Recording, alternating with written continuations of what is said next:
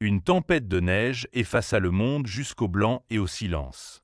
Au milieu de tout cela, une chienne se tenait attachée, enchaînée à un sol si gelé qu'il résonnait comme du fer.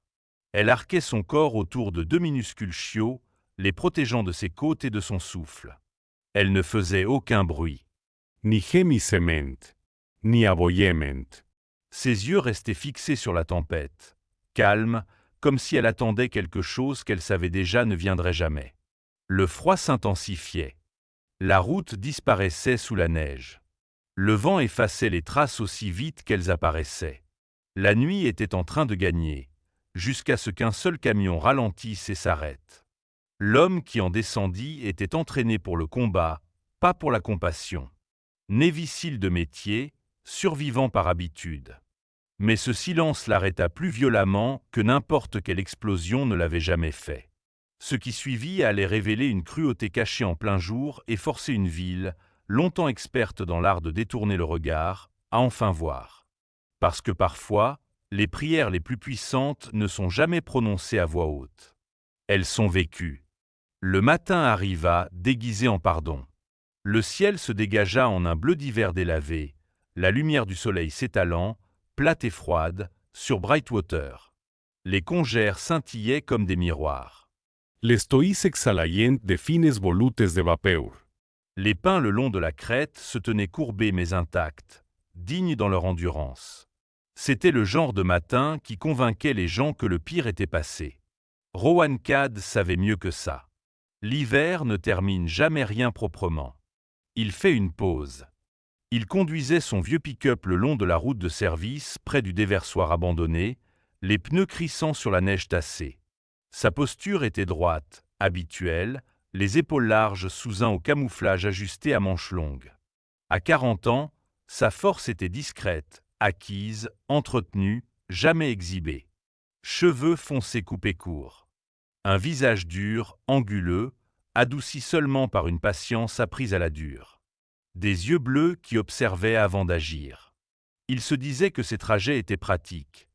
Vérifier les buses, les branches tombées, les vieilles planches de pont fragilisées par la glace. C'était en partie vrai. Le reste était plus simple. Le mouvement faisait taire le bruit. Le passé restait plus silencieux quand le moteur ronronnait et que le froid pressait proprement contre le verre. Son genou le lançait faiblement, rappel familier d'une ancienne blessure qui se réveillait dès que la température chutait. Il l'ignora. Puis il vit quelque chose qui n'allait pas. Au bord du terrain, près d'une clôture en grillage, une forme s'accrochait à la neige comme une tache. Elle ne bougeait pas. Rowan ralented. Pas d'agitation. Pas de panique. Juste l'immobilité. En s'approchant, l'ombre se précisa pour devenir un chien. Un berger allemand, à l'ossature massive, amaigri jusqu'à l'extrême. Son pelage noir et fauve était raidi par la glace. Une chaîne partait de son collier jusqu'à un poteau métallique tordu, gelé dans le sol.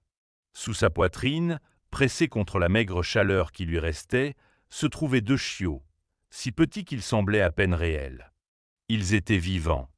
À peine. Rowan coupa le moteur. Le cliquetis du métal qui refroidissait emplit l'air. La chienne n'aboya pas. Elle leva la tête et croisa son regard. Il n'y avait aucune supplication dans ses yeux. Aucune accusation. Seulement de la détermination. Le regard d'une créature qui avait déjà décidé d'endurer ce qui viendrait ensuite. Rowan descendit dans le froid. De près, les dégâts parlaient doucement mais clairement. Côte dessinée sous le givre. Cils bordés de blanc. Une gamelle métallique renversée, l'eau à l'intérieur fendue en éclats de glace. La chaîne cliquetait faiblement dans le vent. Les chiots remuèrent. Le plus grand, obstiné, se pressait contre la chaleur. L'autre, plus petit, la poitrine tremblante, les yeux ouverts, observant les mains de Rowan avec une intensité troublante. Quand la clôture vibra, aucun des chiots ne sursauta. Les oreilles de la mère frémirent une fois, puis se reposèrent. Rowan accroupit. Doucement, dit-il, plus par habitude que par attente. Elle ne montra pas les dents, ne se détendit pas non plus. Elle observait. Une ligne à vif entourait son cou là où le collier avait mordu trop longtemps. La chaîne était gelée solidement. Rowan l'empoigna et tira. La glace craqua, sèche et bruyante. Le son résonna à travers le terrain désert. La chienne ne broncha pas. Elle trembla plus fort, sans jamais quitter son visage des yeux. Rowan travailla maillon par maillon, les doigts brûlants, jusqu'à ce que le métal cède avec un claquement qui envoya la douleur le long de ses bras. Il souleva d'abord les chiots, les glissant dans la chaleur de sa veste. Le plus grand émit un petit son ténu, mais déterminé et s'enfuit davantage. Le plus petit, silencieux, continuait d'observer ses mains, yeux ambrés, immobiles. Quelque chose se déplaça derrière les côtes de Rowan. Quand la chaîne tomba, la mère se leva sur des pattes tremblantes et s'approcha de lui sans hésitation.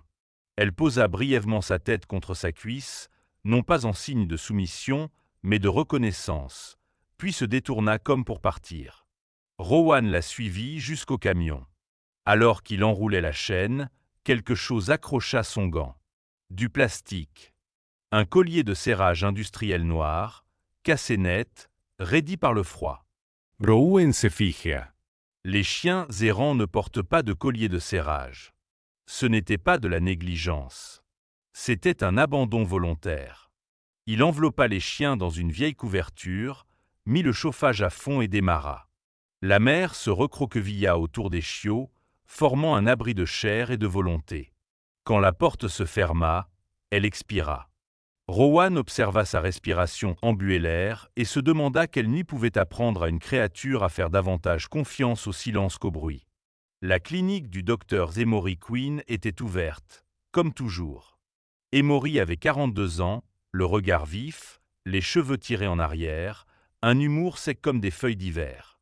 Elle examina avec des mains sûres hypothermie, malnutrition, plaie vive au cou. Elle laissa tomber un plateau derrière la table. Le fracas résonna. Le plus petit chiot ne réagit pas. Emory lança un regard à Rowan. « Intéressant, dit-elle doucement. On en parlera. » Ils les réchauffèrent. Les hydratèrent. Allerant Lentaiment.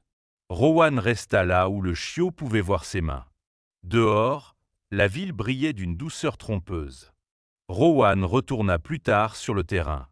Sous ses propres traces, il y en avait d'autres, des chaussures de ville, talons carrés. Quelqu'un était revenu. Pour vérifier. Il repartit en sachant que la tempête n'avait fait que révéler ce qui était déjà là. La cabane de Rowan se trouvait là où la forêt s'ouvrait sur un terrain de ruisseaux, bois et pierres, basse et marquée par le temps. Une fumée régulière s'élevait de la cheminée. À l'intérieur, l'air sentait le bois et la neige fondante. La chienne, Sable, penserait-il plus tard, s'arrêta juste à l'entrée, scrutant les issues. Les chiots furent installés près du poêle. Rowan budgate silencieusement, efficacement. Les vieilles habitudes se traduisaient en soins. Quand il parlait à voix basse, le plus petit chiot ne tournait pas la tête vers le son. Il la tournait vers le mouvement. Emory arriva dans l'heure. Elle testa encore. Laissa tomber le plateau. Aucune réaction. Il est sourd, dit-elle calmement. De naissance. Différent, pas brisé. Ils commencèrent avec les mains plutôt qu'avec les mots. Paume ouverte. Fermeture lente. Immobilite. Le chiot suivit. Un accord, pas un ordre. Sable observate. Faisait confiance. Cet après-midi-là, Sable conduisit Rowan en ville. Pas vers la rue principale. Vers un bâtiment de briques discret. Le centre d'audition et de parole de Brightwater. Elle s'assit. Attended. À l'intérieur, une femme nommée Lena écoutait avec plus que ses oreilles. Elle observait Micah suivre les mains comme des sous-titres. « Ici, on enseigne une autre langue, » dit-elle. Sable était calme ici. Elle se souvenait de la sécurité. Ce qui suivit se déploya lentement. Des schémas. Des preuves. De la documentation. Le collier de serrage. Les traces. Les chiens disparus. Les contrats de gardiennage. Un promoteur nommé Silas Crown. Les avertissements arrivèrent discrètement. Un pneu crevé au couteau. Un mot. Rowan le brûla. Le silence, il apprit, était un choix. La ville gela de nouveau. L'électricité lâcha. Le centre perdit le chauffage. Rowan traversa un pont chantant dans l'obscurité avec un générateur et une chienne qui savait où les planches tenaient. Ils rendirent la chaleur. Au retour, il trouva des contrats dans une voiture abandonnée. Il les photographia. Les laissa. Chez lui, quelqu'un avait fouillé la cabane. Pas pour des preuves. Pour un moyen de pression. Les chiots étaient cachés. En sécurité. Sable avait prévu cela. Le matin arriva, clair et froid. Rowan remit les preuves. Le comté ouvrit une enquête. La ville se rassembla. La vérité voyagea plus vite que les rumeurs une fois qu'elle eut du poids. Des fonds furent levés. Le centre sauvé. Le nom de Silas Crown perdit son pouvoir. Micah devint officiel. Un chien de thérapie qui écoutait avec ses yeux. Les enfants apprirent la confiance là où la peur avait vécu. Sable resta. Rowan aussi. Certains miracles arrivent discrètement. Pas de tonnerre. Pas de feu. Mais une main ouverte.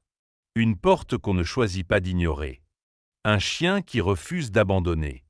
À Brightwater, l'hiver ne se termina pas parce qu'il s'adoucit. Il se termina parce qu'assez de gens choisirent de regarder. Et quand ils le firent, le froid perdit son emprise. Si cette histoire vous a rappelé que la lumière circule encore entre les gens, partagez d'où vous regardez. Dites-nous ce qui vous a porté pendant votre saison la plus difficile. Parfois, l'espoir n'est pas bruyant. Parfois, il est juste assez chaud pour survivre. Et cela suffit.